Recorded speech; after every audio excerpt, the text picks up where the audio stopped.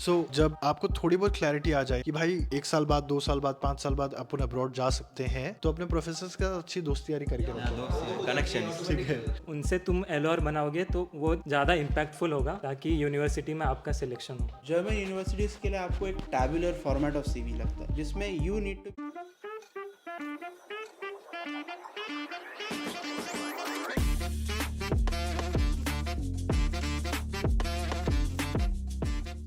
In this video, we're going to talk about how do you design an SOP, who should I get the LOR from, how does my CV look like. But ये 3 चीज़ों से बात करने से पहले German universities की deadline क्या होती है, थोड़ा बताओ पहले। अगर विंटर सेमेस्टर में आपको अप्लाई करना है सो जस्ट अब अप्रैल शुरू होने वाला है, तो अप्रैल के मिड से या अप्रैल फर्स्ट से डिफरेंट यूनिवर्सिटीज़ की होती है। 1 अप्रैल टू 15 अप्रैल ओपन हो जाती है पोर्टल्स, सो आप अप्लाई कर सकते हो। That window will be around for 2-3 months and before starting the semester, winter से शुरू होने से पहले 1.5 महीने से 2 महीने पहले तक ये दिस विल क्लोज। सो इस टाइम पीरियड में आपको एप्लीकेशन करनी होती है और बेटर टू अप्लाई व्हेन जब ओपन हुआ हो, जैसे अप्रैल में अब स्टार्ट हुआ है तो better to apply in this time period only. और क्लासेस शुरू हो जाती है फर्स्ट वीक ऑफ अक्टूबर में, और समर इनटेक में आपको जो डेडलाइन होती है वो जनवरी 15 होती है, और समर इनटेक के क्लासेस शुरू हो जाते हैं फर्स्ट वीक ऑफ अप्रैल में। जैसे कि अभी नया बैच आ रहा है जर्मनी में, हम लोग ये वीडियो अभी अप्रैल में फिल्म कर रहे हैं ऑलमोस्ट, ठीक है। तो नया बैच आने वाला है, वो क्लासेस शुरू हो जाएंगे। जैसे ही ये लोग का क्लास शुरू होगा, विंटर इनटेक जो आने वाला इनटेक होता है उनके लिए प्रोसेस खुल जाता है। यहाँ पर किसने खुद से एसओपी डिजाइन करा था? तुमने लिखा था खुद से? हाँ, तो एक स्ट्रक्चर बता सकते, how do I design my good SOP? So SOP एक full form you can say statement of purpose, why you are writing this और why you want to apply in this university. So आप meet करते हो उसके criteria that you want to convince the professor और convince the admission department. So आपको in general लिखना है कि what you have done, what you are capable to do and how you fit in this particular course. ये सारी चीज़ आपको mention करनी है, what you study and why you are particularly interested in this course, आपको ये क्यों पढ़ना है आगे। ऐसा एक स्ट्रक्चर आप बना के लिख सकते हो और that should be convenience to the professor कि भाई ये मैं एडमिशन देने को पढ़ के बंदा आपको समझ में आ जाए कि ये looks like good and I can give him admission. Do you guys think like लोग आजकल चैट जीपीटी ज्यादा यूज कर रहे हैं सब के चक्कर हाँ, में? चैट जीपीटी तो यूज कर रहे हैं। अच्छा। तो मतलब वो चैट जीपीटी तो यूज करते हैं, तो मतलब कैसा चैट जीपीटी से आता है। पर मैं ये पॉइंट ऐड करना चाहता हूँ कि अगर तुम किसी यूनिवर्सिटी को एसओपी लिख रहे हो तो यूनिवर्सिटी का जो कोर्स मॉड्यूल कोर्स स्ट्रक्चर है वो उसको एक बार पढ़ लो और उसके बारे में थोड़ा लिख दो। थोड़ा अगर तुमको किसी प्रोफेसर के अंडर मतलब कोऑर्डिनेट करने का है तो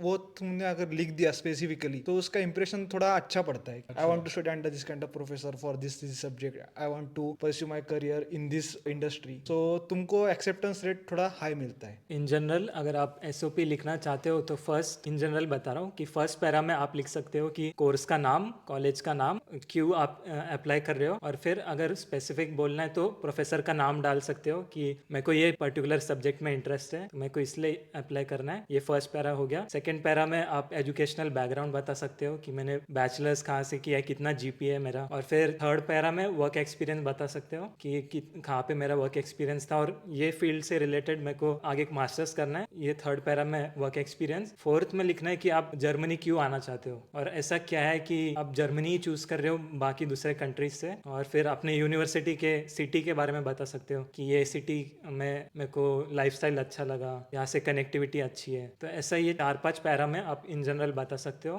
कि एसओपी में अपने मतलब क्या क्या चाहिए। मैं तो खुद एक एग्जांपल हूँ इस चीज़ का, बिकॉज मैंने जो स्टेटमेंट ऑफ पर्पस दिया था यूनिवर्सिटी में, that was the reason to be me getting accepted in होक्सुलर ट्रियर। सो उसमें मैंने फर्स्ट स्टार्ट में मुझे खुद को सेल किया as an how am I a good candidate for the university. So I need to put in like मैंने bachelors किया which was from university of Mumbai, so I need to put in that university of Mumbai is a greater university which help me to get my profile done. Then I put in my job profile. Job profile के इसमें क्या factors हैं जो मुझे इस specific course में help करेंगे to grow in my career path. तो अगर मैंने ओला इलेक्ट्रिक में मैंने काम किया था तो उसमें मैंने इंडस्ट्रियली क्या डेवलप किया खुद से, या वो एंड्रॉइड का पार्ट था या वो सर्विस था, तो उससे फिर मेरा जो इंडस्ट्रियल इंजीनियरिंग का कोर्स है तो उसमें मैं मैनेजमेंटली क्या डेवलप करूँ। तो मेरा स्टेटमेंट ये होना चाहिए कि मैं एक स्टूडेंट हूँ जिसको यूनिवर्सिटी लेना चाहे, ना कि हम सिर्फ उनको अप्लाई करें। तो वो आपके स्टेटमेंट ऑफ पर्पस में क्लियरली रिफ्लेक्ट होना चाहिए कि आप पर्पस क्या दे रहे हो। Is it helping you career wise, it is helping you financially, और what is the point. But be precise whatever you say to the university. You can target specific professors for specific subjects, but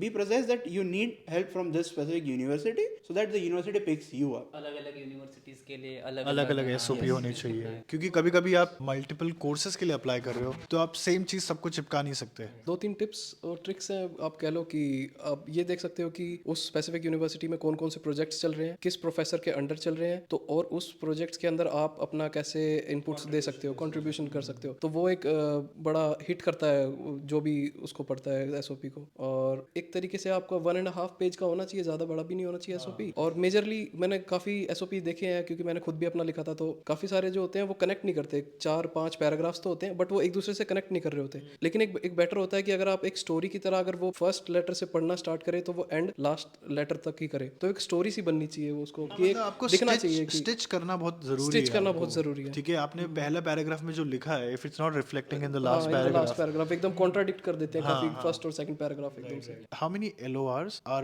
good when I file my application? Yeah, at least 3 to 4. One from the HOD. Second one is the professors who are taught the program in the bachelor's. It should be very good score with the professor, and he can give easily to you. So at least 3 to 4 is 3 is enough, I guess. huh? If you are making LOR तो mostly prefer करना कि जो professor है वो PhD कर रहे हैं, तो डॉक्टरेट और ऐसा असिस्टेंट प्रोफेसर से कभी LOR मत बनाना। मोस्टली जो PhD कर रहे हैं और जो हेड ऑफ डिपार्टमेंट है उनसे तुम LOR बनाओगे तो वो ज़्यादा इम्पैक्टफुल होगा, ताकि यूनिवर्सिटी में आपका सिलेक्शन हो। So अगर आप वर्क एक्सपीरियंस लेके आ रहे हो तो वहाँ पर से भी एक लेना बनता है। एक चीज़ और मैं ऐड करना चाहूँगा, अगर आप LOR बना ही रहे हो तो बेटर ये रहता है कि आपने अगर जितने भी बैचलर के ड्यूरिंग में प्रोजेक्ट्स करे हैं, 1 करा है 2 करा है, तो उन दोनों को स्प्लिट कर दो, डिफरेंट प्रोफेसर्स के अंडर किया होगा, वो भी ऑब्वियस सी बात है। तो जिस भी प्रोफेसर के अंडर जोन सा प्रोजेक्ट किया है, उस प्रोजेक्ट के अंदर आपका कितना कंट्रीब्यूशन था और कैसे कंट्रीब्यूशन था, प्रोफेसर से आपके कैसे रिलेशंस थे, और उस प्रोफेसर का उस प्रोजेक्ट में कितना कंट्रीब्यूशन था, अगर वो प्रोफेसर अपने पॉइंट ऑफ व्यू से लिखेगा तो वो चीज़ ज़्यादा भी कंसीडर करते हैं। So जब आपको थोड़ी बहुत क्लैरिटी आ जाए या थोड़ी सी भी आ जाए कि भाई 1 साल बाद, 2 साल बाद, 5 साल बाद अपन अब्रॉड जा सकते हैं, तो अपने प्रोफेसर का अच्छी दोस्ती यारी करके रखो। connection. ठीक है, हाँ, क्योंकि कभी कभी प्रोफेसर बोलते हैं लिख के लेके आ, मैं साइन कर दूंगा। ऐसा होता है, ये बॉन्ड जब बन गया ना तो बात कह लो बहुत इजी। बट मेजरली ये हो रहा है। यही हो रहा अभी मैक्स।